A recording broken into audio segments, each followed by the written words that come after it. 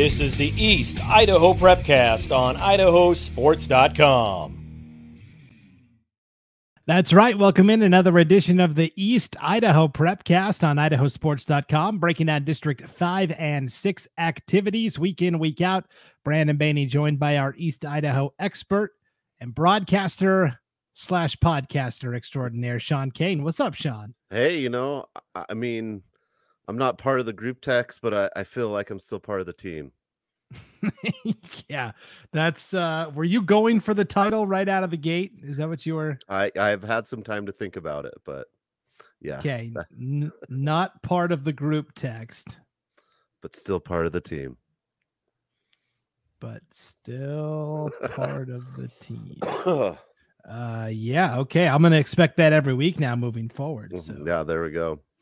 Yeah, we've got a lot to get to. So pleasantries aside, welcome into the East Idaho Prepcast.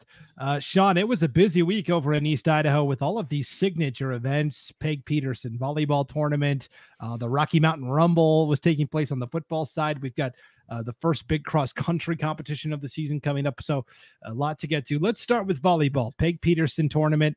It's hosted every year by Highland High School. The big question was, okay, was Highland going to be able to actually host this thing because of the fire that broke out through the high school this past spring? But yeah, no problems there. And it was a great, successful tournament overall. More than 30 teams from Idaho came over to participate. Yeah, 28 teams in total. Yeah. And there was no lack of facilities. They got it all done. And East Idaho did pretty well. I mean, you want me to go ahead and go over those? Because yeah, I got them. Yeah. We'll start with the bronze. They break it up into 3 categories. They do some pool play, and then you get into the different brackets. And in the bronze bracket, Shelley Russets beat Century Diamondbacks on an all East Idaho matchup. And then in the silver bracket, we had Filer over Gooding, which probably 2 teams pretty familiar with each other. And then in the gold bracket, Canyon Ridge beat Highland. So a very, 3 out of the 6 in the finals are from East Idaho. So very good showing from East Idaho, and obviously a very good Canyon Ridge team. If I remember correctly, Canyon Ridge didn't have a senior on the team maybe last year and brings back everyone. I could be wrong, but I knew that team was going to be strong going in. But very good showings from Highland, Shelley, and Century at the Peg Peterson. 28 teams across Idaho. A great event. Yeah, and Canyon Ridge had lost earlier in the day, and so in true double elimination fashion, once they got to that gold bracket, Sean, they had to knock off Highland twice, which was very impressive, I thought, for the Riverhawks. Yeah, super tough to do, but volleyball is one of those sports where you see it, I think, happen more than any other sport where they, if you're, they're just probably playing, they're not playing the full 5 sets, right? But being able to come back and win 2 after playing all weekend, it's grueling, and good preparation for what's to come for the season for the Riverhawks. Yeah, it's going to be interesting to see. And of course, Skyview is the premier 4A power. 5A, 4A, 6A. I think Skyview is always at the top, right? Whatever the classification will be in the next few years. But yeah, Skyview is always good. Twin Falls is typically a pretty strong program right next door to Canyon Ridge as well. So that will be a battle. And also, Wood River's had success too. I mean, I don't want to talk about Magic Valley or whatever, but they have some good teams. Yeah, back to East Idaho volleyball. We did have our statewide volleyball preview. It's up on our website, IdahoSports.com, written preview. And then our volleyball analyst, Lindsay Togi-Iafuk, sat down with me, and we kind of previewed all of the preseason stuff. You can listen to or watch that wherever you download your podcasts, IdahoSports.com, YouTube channel, Facebook page as well. And Lindsay was actually taking in some of the action at the Peg Peterson, and she said Snake River really impressed her as she was watching them play. And then she's really high on Pocatello this year. Pokey high. I know Century's kind of had the run of the conference the past several years, but she's really high on this Pocatello squad, and she said they looked good as well. So yeah, and Pocatello having a changeover in coaching too, I think, from last year. So kind of a different look for them. And again, it's always for volleyball and the 3-team conference, it's always really tough. Preston it has good years too. Preston, Pokey, and Century. It's always a battle there. And then let's not forget Idaho Falls with, your premier powers of Bonneville, Idaho Falls, and Thunder Ridge. It can make some moves, and then Rigby and Madison's been dominant the past few years. I mean, East Idaho doesn't lack any holes in the volleyball when it comes to competing anywhere.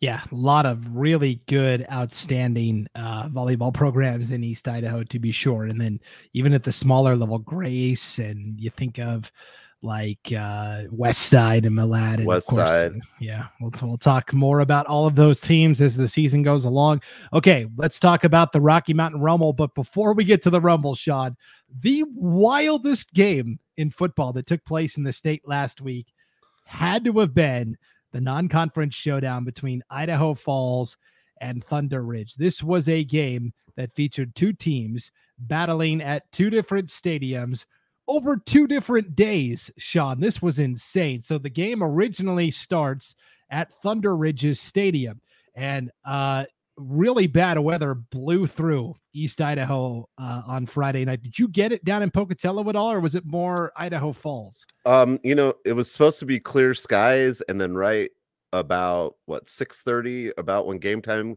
you could see this huge dark cloud coming from like the Idaho Falls area. Luckily, I mean, it spit for a second and then it was sunny, so it was a little windy to start with, but by the time kickoff came, it was pleasant. Yeah, so it looked like the footage I saw, like you're watching a tropical storm coming through Florida or something. I mean, it was just the wind was blowing and rain, and so basically they're playing the game. Idaho Falls has a 14-7 lead, and for whatever reason, the weather and where Thunder Ridge is, it's located more on the east end of Idaho Falls, almost into Ammon, basically. Whereas Ravston Stadium, where Idaho Falls plays, is on the southwest part of the city, right as you're coming into town from Pocatello. So where you had really bad weather here, not too far across town, the weather was good. So they decided, second half, hey, let's move this to Ravston Stadium. And so we can finish this game, because I don't think the weather's going to stop over here anytime soon. So they resumed the game. Like we said, Idaho Falls had a 14-7 lead, and then the game got really interesting. Idaho Falls scores another time in the third quarter. Peter Molino scores on a short touchdown run. Tigers are up 21-7, and you're thinking, okay, Idaho Falls is going to hang on, but Thunder Ridge says not so fast. Fourth quarter, it's a punt return for a touchdown from 37 yards out from Cody Robinson. Idaho Falls is basically punting from their end zone, Sean. Cody Robinson takes it 37 yards for a touchdown. Thunder Ridge gets a stop on defense. Ezra Moss then throws a touchdown pass to Preston McDaniel. Game's tied 21-all late fourth quarter. And now you're thinking, oh man, the Titans have all the momentum. Well, Idaho Falls, after giving up that game-tying touchdown, they march down the field and score again. It's Molino again right at the goal line. And with just 1:10 to play, 28-21, Idaho Falls has the lead. But Thunder Ridge says, okay, we're not done yet either. They go on a game-tying drive. It comes down to basically they're at the 6 with like 3 seconds left. Ezra Moss is rolling out as the clock expires, throws to Tanner Scoresby in the end zone. Extra point is good. We go to overtime on basically a play as time expires. Moss with the touchdown pass to Scoresby. So we go to overtime, tied 28-all. Tigers get the ball first in overtime. Bradley Ellison finds Tayson Kirkham for a 10-yard touchdown pass. The extra point was no good, so it's 34-28. And Thunder Ridge is thinking, okay, if we can score and get the PAT, we're walking out of here winners. But Moss, fourth down pass, falls incomplete. And in overtime, and by this point, Sean, we had crossed midnight. We were into Saturday morning, and Idaho Falls wins in overtime, 34-28. What a wild game this was. Yeah, I mean, I don't know what else to say. You pretty much got it. But yeah, 2 fields, and then and overtime. Couldn't ask for much more. But wow, what a interesting matchup, because it would probably be a conference matchup next year. So like a rivalry, right there. I mean, it's probably already a rivalry, but you got kind of the setting for even more of a rivalry next year with what happened this year. Yeah, just nuts. And I'll give a shout out to our media colleague, Eric Moon at KIFI Television in Idaho Falls. He had all the highlights that I was able to watch and kind of figure out what happened in this game, because I knew it went super late. I just wasn't sure, how we got to that point. And because you got to figure, Sean, he gets done with the 10 o'clock news or the 10:30 news or whatever. Yeah. He gets done probably around 11 o'clock at night on Friday. And he probably hears, hey, this game's still going. I should probably head over to Rapston Stadium and shoot some footage. So he's putting in the hours after he's already signed up on the broadcast so he can have highlights for the next day. That's pretty cool. Yeah, and just as a fan, checking out the Friday Night Flash, it's just like lightning delay. And then I figured that they just didn't finish the game, but then come to find out they did. It's hard to keep track of whether or not that game's continuing or not. So pretty interesting stuff. Good job for the coverage to put in some OT there for the Moon. Yeah, it was a pretty epic set of games there. So yeah, let's talk about though the Rocky Mountain Rumble was kind of the premier showcase event. It took place at Madison High School in Rexburg once again, with one kind of standalone game over at Rigby High School. Rigby kind of had their own game as part of the Rumble, and they said, we'll play it at our field. And so you had, again, kind of mixed results, where we know coming in the other teams from other states, especially Utah, tend to do really well because it's their third week of competition. And for some Idaho schools, it's their first game right out of the chutes. But the event started on Friday afternoon with Marsh Valley taking on a team from Canada, Sean, the Raymond Rockets from Alberta. Marsh Valley scores early to tie the game at 7, and then they don't score again until way late. They end up falling by a score of 42-14, but it's the Bastion twins. Corbridge Bastion returns a kickoff for a touchdown for Marsh Valley. And then his twin brother, Christian Bastion, scored a touchdown at the end of the game, but tough way to open for the Eagles. Yeah, I mean, tough, but maybe just some good, just being able to get on the field, play a high quality team from Canada, right? I mean, what's the scouting report on them? I mean, probably pretty hard. They're probably scrambling to come up with stuff, but yeah, a tough way to start, but I think Marsh Valley will be all right going forward. Yeah, and of course, in Canadian rules football, receivers can start, 10 yards behind the line of scrimmage and get a running start before the ball is snapped. So I didn't even know that. that's something they do in the professional leagues. And I'll be honest, I haven't watched enough high school or college football in Canada to know if that's what they do. But in the CFL, the Canadian Football League, yeah, the receivers can get a running start, which is kind of interesting to watch for sure. So tough way to open for Marsh Valley. They're 0-1. Better days are ahead. The next game with an East Idaho team was Skyline. They played at 5 o'clock on Friday night against Layton, Utah. And this is a team that's usually pretty competitive, but, Skyline looked, I think, people assumed because Skyline lost so much to graduation that, they're going to be, not as strong this year. And obviously they may not be, but I think they're going to be just fine because they always seem to reload. Amani Morrell, who was playing wide receiver as a freshman in the playoffs last year, caught his only touchdown of the season in like the state semifinals, I'm pretty sure. He now is running the ball at running back, and he rushed had a for big day. Yeah, he was the IdahoSports.com player of the game, 216 yards and 2 touchdowns. Skyline wins a tight one, 27-20. I think the Grizz are going to be just fine, Sean. Yeah, they do what they preach, right? They preach great balance, run and pass, and that's what they do. They preach they have good guys on the line, offensive and defensively, and that's what they do. They bring back, they always, for whatever defense or offensive lineman they lose, they bring back someone that can fill in those spots. I'm always really impressed with what they do on the line and giving the ability for the running back to make plays, for the quarterback to make plays. So I think Skyline, I think they'll be all right. They've just got guys that can fill in those spots, even though they've lost a few people. I think they'll be just great. Yeah, so Skyline looked really good. Carmine Garcia making his first start at quarterback. 90 yards rushing, 95 yards passing. There's that balance you were talking about. So yeah, Skyline looked just fine. Then we got the game over at Rigby where the Trojans were playing Lehigh, and Lehigh is the Pioneers. They are perennially one of the toughest Utah teams. Highland had to play Lehigh last year at the Rocky Mountain Rumble. It didn't go well for the Rams. This game didn't go well for the Trojans as Lehigh came out and flexed their muscles in a 45-13 win, and Rigby all of a sudden is 0-2. And again, I think people are going to overreact a little bit and go, oh yeah, Rigby, they're done for. I think Rigby, again, is going to be just fine, and I would expect them to be in the mix for the conference title and a deep playoff run. They've got to get some kinks worked out, especially, I think, on both lines. But I still think Rigby's going to be okay. This was a really good team they played. And Rigby goes and plays another Utah team this week, correct? Yeah. So they could go 0-3, and I would still not be worried about Rigby, is the point I was making. Yeah, Rigby could go 0-3, and I think they'll be just fine as far as the conference goes. They'll be competing, no problem.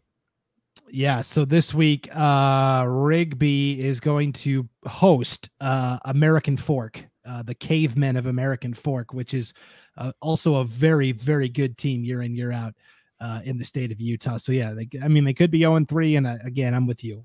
I would feel fine about that. The last game on Friday night featured Skyline Utah. It's getting confusing now because we had Skyline Idaho play earlier. Now it's Skyline Utah playing Highland, and I'm really high on this Rams team. I'll admit, Sean, I voted Highland.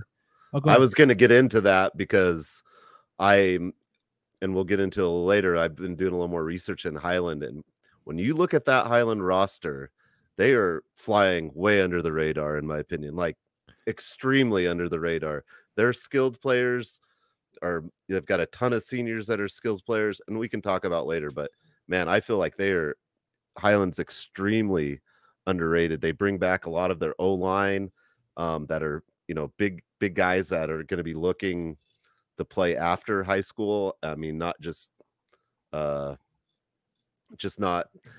any average O-line, but I when I printed off Highland's roster the other day, I'm like, man, I've been talking about these guys for 3 years, and they were good 3 years ago, and now they're seniors, and they're all healthy as of right now. So wow. Drew Hymas, quarterback, college football player. Jackson Riddle, running back, college football player. Kai Callan, kick returner, cornerback, dabbles on offense. He's only a junior, probably the best player in his class recruiting wise. Could be a Division I football player. Here's a prop, Sean. Let's see if I can. This is the ballot I fill out every week. Okay. For the media poll, I write it down on this piece of notebook paper. And then if something changes, I write it in the next column over. So you can see over here when the season started, or maybe not. It's kind of blurry. Yeah. I had Highland number 3 in my first media poll of the year in all of 5A. The two teams ahead of them lost, Rigby and Meridian. I have had Highland number 1 ever since. Now, I can't get the rest of my media compatriots to vote Highland 1, but I think we're looking at a team that could contend and win the 5A state championship. As of right now, like I said, when I look at that roster, they're crazy good. And then, like you said, Drew Hymas, the coaches explain, like, he's another coach on the field. Like, he's so smart. He's telling the other guys and things. And I mean, when you have players like that, when you have coaches saying it's like having another coach on the field, that's, as a coach myself, that's like one of the highest honors, not how many touchdowns, that your ability to get the guys where they need to be and lead the team and help them. Man, that's a skill set that other teams should be very scared of. Yes, for sure. So Skyline, so despite my prop falling flat, Highland did not fall flat. They win 52-7 to wrap up day 1 of the Rocky Mountain Rumble. Then we get into the Saturday action. It started with Sugar Salem playing a team from California, Templeton High. No idea what Templeton's about, but I do know Sugar is very talented, obviously. And the Diggers, put together a nice, tidy 28-0 win. They pitched the shutout. Look at this Jerome Bettis stat line for Dawson McAnally, who's a fantastic baseball player for the Diggers as well. 5 carries, 3 touchdowns, 25 yards total.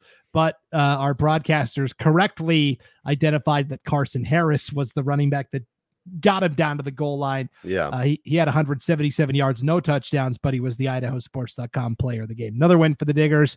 They're 2-0. And I can tell you what Sugar would be most happy about is that 0 on the offense, the other team's side. They love pitching those shutouts. So whatever the score is at the end of the day, I know they're happy to be, 2 games into the season and have not allowed any points. So they didn't allow any points against Century and no points against this California team. And I can tell you right now, that's probably what they're really looking at and trying to keep that momentum going, not letting anyone score. Because we know they can score, but posting those shutouts that's big time stuff. Yeah, that's especially against a California school that's coming in with a couple games under its belt. Yeah, I'd say that's pretty darn impressive. Okay, let's talk about the last game of the night on Saturday. It was the host from Madison taking on the Wasatch Wasps. Yes, not Wasatch Academy. This is Wasatch Public High School. Madison loses this contest by a final of 34-13. Sean, I don't know anything about Wasatch this year except that they are 1-2. They came in 0-2 with losses of 41-24 and 56-35. I will tell you, this is going to make Madison fans upset, I think. Last year, I did all of the Rocky Mountain Rumble games, and so I'm just speaking from my experience last year. Madison played by far the worst team from Utah in the field, and that's their right. They're the team that hosts, and they can schedule whoever they want to play. They won last year at the Rumble. I'm wondering if Wasatch was maybe a team that they looked at 0-2. They lost 2 blowouts. Again, let's get ourselves a good win here, but it doesn't happen. And so now if you're Madison, you're going, okay, what do we do? Yeah, I mean, Madison was, so close to winning the opening game and against Hawaii, and now you're at 0-2. Again, none of them are conference games. I think really the most important thing is they get it together when they start getting into that conference schedule. But yeah, maybe some holes to kind of look at and some things to adjust. But I think it's just so hard. I think you can look on paper at these teams from Utah, and some of them we know are going to be good, right? Because we have some data from the past, but maybe that's what they thought, and whatever. But no matter what, you've got to go out and play. And Wasatch got after it that day on them on Saturday. So that's what it is, and you got to just adjust and be ready for conference. Definitely. All right. Two games at the 4A level I wanted to highlight here, Sean. The first one was the game you were at broadcasting, Hillcrest taking on Century. Season debut for the Knights. They win 40-0. Hillcrest was picked second in our preseason coaches poll, only behind Skyline in the High Country Conference this year. What did you see from Hillcrest in that nice win? I'll just use what I used on air is, usually the Knight is fighting the dragon, right? Well, Hillcrest is the 3-headed dragon. Like they've got 4-headed. They have so many offensive weapons, and their offensive line was phenomenal. And I just, Hillcrest you've got to figure out a lot of ways to stop Hillcrest. And, Century's trying to, come up with a program and kind of build and learn. And Hillcrest, they just have so many just different lessons. Titan Larson is good. Trayson Keller, Peyton King was just kind of, business-like, 11 for 15, 133, 2 touchdowns. And then if that was enough players, let's throw in Isaac Davis.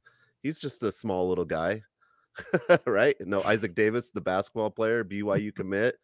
He's 6'7", and for how you can just tell when he's out on the field, he's number 0. I believe he wears number 0 in basketball too. Yes, but it's easy to find him. And they had him playing a little defensive end, and they put him out as basically a wide receiver and threw him a ball. And I don't know who covers him in the end zone, just a little whoop up in the air into the corner. Pretty hard to cover the big guy. And so they've just got another dramatic player, a dynamic player, excuse me, with Isaac Davis out there. So Hillcrest has got a lot of weapons. I would be interested to see their defense taking on a little more an opponent that has a few more weapons and see what they could do. But I was pretty impressed. They showed up pretty well. They showed what the 3 years of come. A lot of these guys have been there running this for 3 years, and this is kind of they're putting up what they've been working for 3 years, and I was impressed with what they had. Yeah, Hillcrest, I think, is going to be in for a really excellent season. I echo all the things that you said because I definitely was paying attention and not texting somebody else. The work here at IdahoSports.com never stops. I'll say that. The other game I wanted to highlight, I can't remember if I told you I was going to include this on the rundown or not, but this was the game that I said I was most interested to see last week. It was Emmett and Blackfoot. Oh yeah, mostly because Blackfoot is very young. They lost a ton to graduation, but I thought they were going to be better than people thought. They were picked pretty unanimously to finish last in our High Country Conference preseason coaches poll. But just knowing the program and the athletes, I thought they might be okay. Emmett's on the other side, right? Emmett, typically second banana. Sometimes they beat Bishop Kelly over there in District 3. This game was really close. It came down to a walk-off field goal from Emmett. Emmett wins 33-30, but Blackfoot was right there. And Blackfoot was winning most of the game. I think they were ahead most of the game. So yeah, Emmett had to come back. Blackfoot was kind of in control. Emmett had to make some big plays to come back to win this game. So yeah, I was really impressed by Blackfoot. Jaden Rodriguez, 264 yards receiving, 3 touchdowns as well. They've got a young quarterback who spun the ball really well. I think Blackfoot's going to be better than people think. And I would be surprised if they took last in the High Country Conference. I know it's a tough conference, but I don't think they're going to finish last. And so that's all I wanted to say there.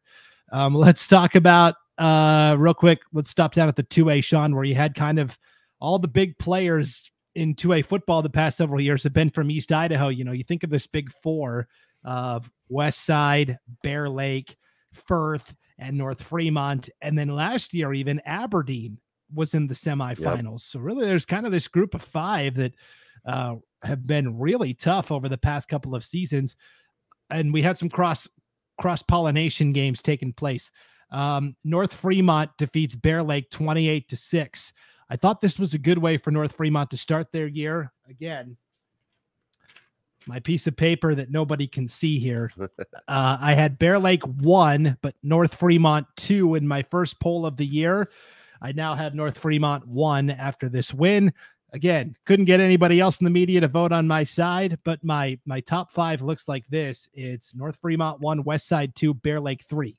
So I still got pretty good respect for Bear Lake despite the loss. But this is a Huskies team that's going to be really good, and I think will contend for the championship this year.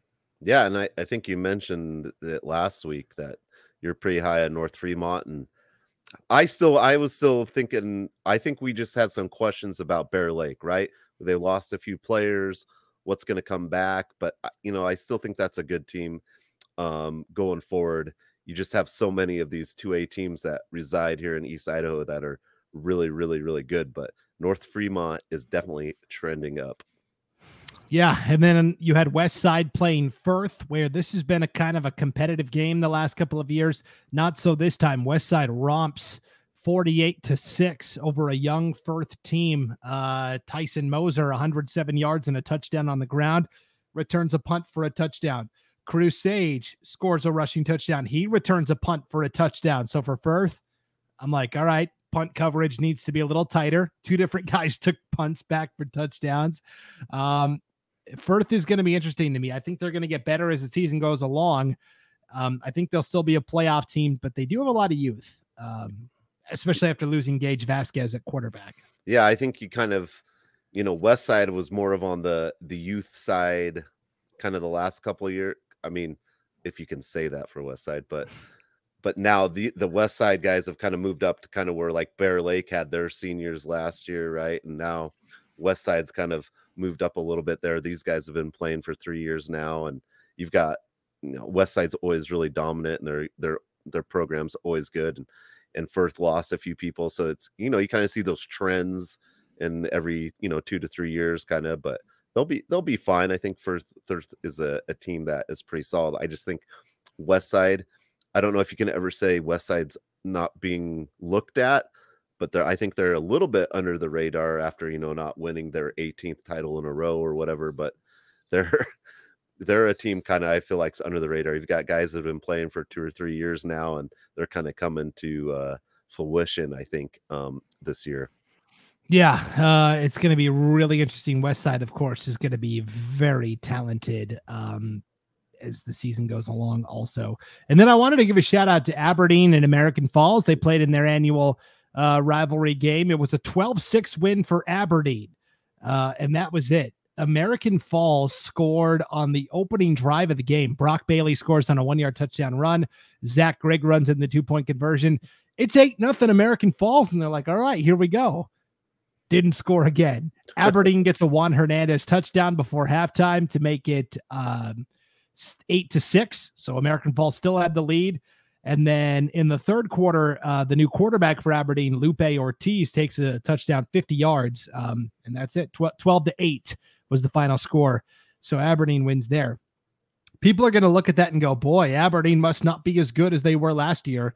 I think it's the opposite. I still think I'm really high on this American Falls team. I really am. And I think they played really well against what is going to be a very good Aberdeen team as well. I feel pretty good about both these teams. Yeah. And we've looked at this, and it's been kind of lopsided victories for Aberdeen the last few years. And this shows you that it's not that way. And it's not because Aberdeen isn't good. Like you said, I think American Falls is kind of coming into their stride right now. And I think they're going to be a pretty good team going forward as well. Yeah, it's going to be a lot of fun for sure to see how these teams progress as the season moves along. Let's preview what's coming up this Thursday and Friday on IdahoSports.com. Sean, on East Idaho and Gate City game night.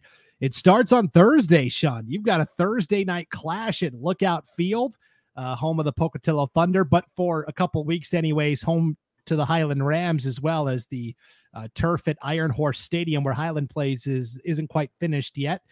So we've got a Thursday night game, Skyline and Highland. I am insanely jealous that you get to be on the call for this matchup. Yeah, I'm super excited. I think like I said a little bit ago, I was kind of not really thinking about it, and then I looked at that Highland roster. Ridge Barrera, they just have so many players. But I'm really excited, and in talking to Highland,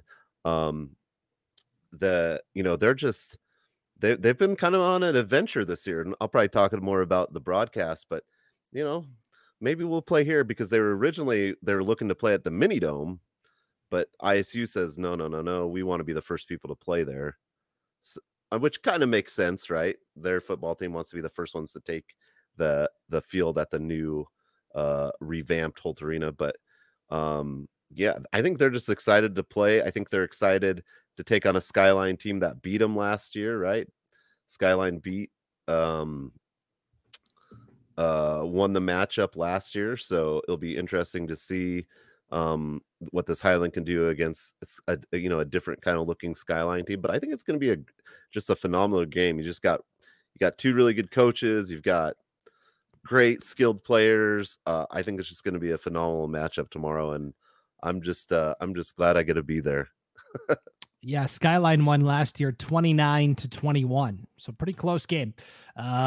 Is that really, they couldn't play at Holt Arena because Idaho State said they wanted their home opener for football to be the first event? I can't say that for sure, but 2 or 3 sources have indicated that to me. Whatever. I wouldn't turn away the money you would make on the rent for having two teams play in there. But Skyline loves to play in the Mini Dome. They've traditionally, if they've had the choice to pick where they play their playoff game, they've went to the Mini Dome. So they would play there. I know that for a fact. And Highland obviously would play there, and both teams travel well. You'd get a ton of people. There's nothing else really going on Thursday football wise, right? So it would be a great ticket. I think you'd get a lot of people there, but whatever, that's fine. Highland's like, whatever, we don't really have a school, we don't really have a field, we'll play wherever, come on. Yeah. They're all about just playing. So it'll be fun. And Lookout is not a terrible place to play a game, but obviously if you're a home team and you want to play them at home when you get your opportunity on your Switch, but I think it'll be fine. Oh, he didn't like it either, but yeah. Okay, quit. My dog heard some thunder outside, I think. Oh, okay. Well, yeah, I think they'll be fine, and it'll just be a great game overall. Yeah, lay down, Bells. You're fine. Okay. Yeah, let's talk about also Lookout Field. 2 nights in a row. We got the Thursday night showdown, Skyline Highland. Friday night, Gate City game night from Lookout Field. Pocatello going to host Ridgeview. I'll admit, Sean, they're not good. Pocatello should have an easy time here. A chance for the Thunder they played really well last week. They played at Maverick Stadium, home of the Utah State Aggies. Got a tough 16-9 win there. This should be a good opener for the hometown fans. Yeah, the word on the street is the Pocatello Thunder have one of the best rosters in 4A. Yeah. Defensively, offensively, they just have a great, just top to bottom roster. And yeah, like you're saying, I don't know if Ridgeview is going to be is probably not going to be the team to beat them, but just a couple things. Carson Christensen came up with a huge interception in that game last week. And then one thing I always like to bring up is you have Garrett Keller knocks down a field goal. And I think a lot of people forget that Keller's been kicking for a while. He's a really great kicker in the Southeast Idaho area. And that's a huge weapon when you're in those close games. I don't think that will be the case Friday, but when you get later on the season, the Thunder have just every little kind of spot. They've got someone who's done it for a while, and it's a great roster. And it'll be really interesting to see how their season kind of unfolds as we get through it. Yeah, Pocatello beat the Mountain Crest Mustangs from Hiram, Utah, 16-9 last week. You mentioned Garrett Keller. It wasn't a cheapie. It was a 35-yard field goal that Keller knocked through. Riken Echohawk had a big game on the ground. Drake Contreras is back at quarterback doing his dual threat thing. They've got Julian Bowie. They've got Alex Wynn. They've got Hunter May back out at wide receiver. And then the defense, you mentioned it, with Carson Christensen and Devin Rodriguez anchoring that linebacker core. Yeah, Pokey's going to be really good this year. They were, referring to my paper again here, number 3 in my media poll this week, and I think that's where they ended up overall as well. They're going to be really outstanding. Also, East Idaho game night, Friday night, another 4A matchup. Idaho Falls is going to host Twin Falls. This is going to be an interesting game, Sean, where Idaho Falls is 1-0. They got that crazy win last week. Twin Falls is the favorite coming from District 4 this year. They're 1-0, had a lopsided win to open their season. This might tell us, okay, where does East Idaho versus the Magic Valley stand? If this is their absolute best, taking on an Idaho Falls team that just missed out on the playoffs last year, how good is East Idaho again? This will be an interesting one to gauge. We can kind of see where it falls. Yeah. Well, yeah, and you kind of think for Idaho Falls, these games could be very important in gathering one of those spots, right? Because you're not getting a comparable win or whatever at the start of the season when it becomes thin tight at the bottom of that 4A bracket of who makes that last spot. So it's non-conference, but I think big picture, these games become very important for getting into the playoffs at the end of the year. Yeah, Idaho Falls doesn't want to miss out on the playoffs again.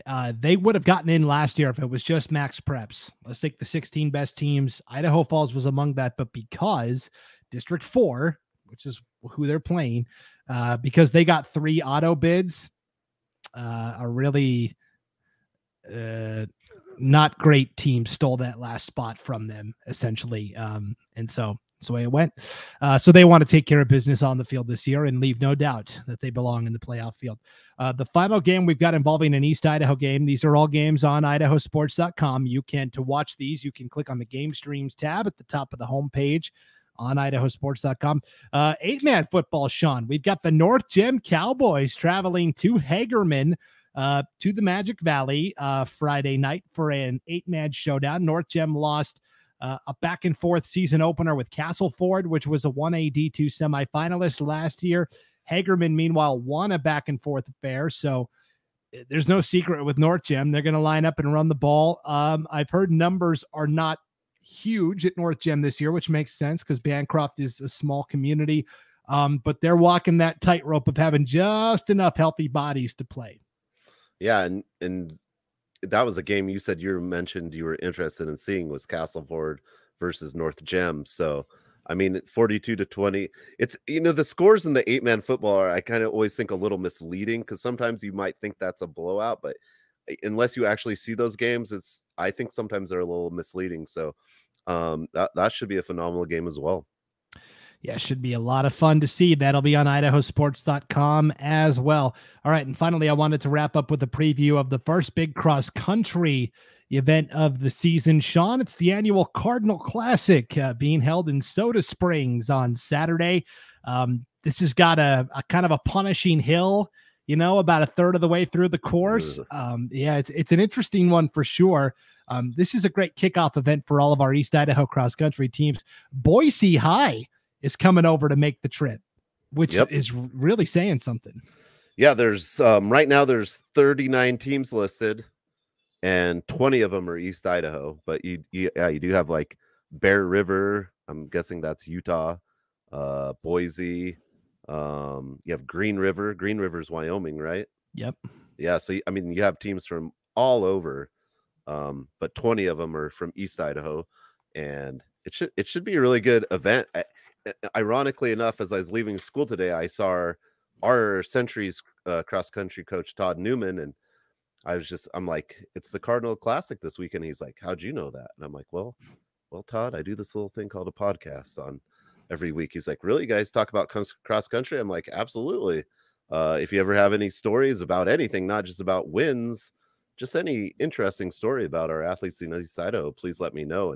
And I really liked what he said. He said, we're going to go ahead and try to make some stories for you this weekend. So I kind of like that. I like that kind of, we're going to try to make some stories, but yeah, he was real excited. He said, you got to kind of watch out for, obviously we know this, Skyline girls, Preston girls, always at the top there.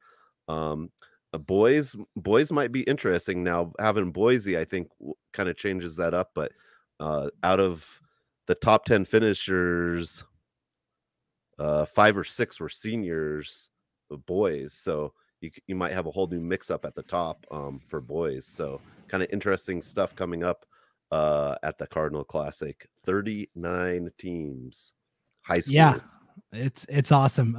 Boise High, traveling over from West Idaho. We talked about they've got their girls cross country team is phenomenal. Obviously, we'll see if everybody runs or not. Jackson, Wyoming, a team you want to keep an eye on. They usually do pretty well on the Wyoming side of things. And Idaho Falls boys, obviously, big story there with them is Luke Affey is back running this year after missing all of last season with injuries. He won state as a sophomore, missed his junior year, back for his senior campaign. And Marlo Hereford had a great write-up and mention of that in our statewide cross-country preview, which is on our homepage at IdahoSports.com. So good luck to all the runners that are competing this week at the Kelly Ski Trails, the Kelly Park Ski Trails. That's where this Cardinal Classic is held down there in Soda Springs. All right. Well, that'll do it for the East Idaho Prepcast on IdahoSports.com. Sean, have fun at your game Thursday night. People are probably listening to this on Thursday morning or afternoon, so you can tune in again. Highland and Skyline football, Thursday night football on Amazon Prime. On IdahoSports.com. It's going to be way better than whatever's on Thursday night. I'm going to tell you that right now. Yeah, and it's free. I'm there. It's free. It's not a matchup, that you don't want. It's, you got a perennial 4A team, Skyline, looking for a 4-peat, right? A 4-peat, unheard of. And then you've got Highland, which I think is just, I don't think you can say Highland flies on the radar. They make it to the playoffs. They make runs every year. But I really think, as far as years go, people are not giving Highland the credit they deserve right now with what that team has on it and the way they should be able to play with everyone there. So, I mean, it should just be a good game. Yeah. And again, we need to wrap up, but Highland last year, they beat Rigby. They won the conference. They were set up for a deep playoff run. And I think they could have gotten there. They stubbed their toe against Mountain View in their playoff opener. They had the lead until a fumble and Mountain View scored with seconds remaining on the clock. But if that doesn't happen, I think Highland goes on a very deep run last year in the playoffs. And because they didn't, I think they're not in people's minds yet, but they will be soon. So that'll be a lot of fun for sure. All right. Thanks for tuning into the East Idaho Prepcast, everybody. For Sean Kane, I'm Brandon Baney, and we'll see you next time on IdahoSports.com.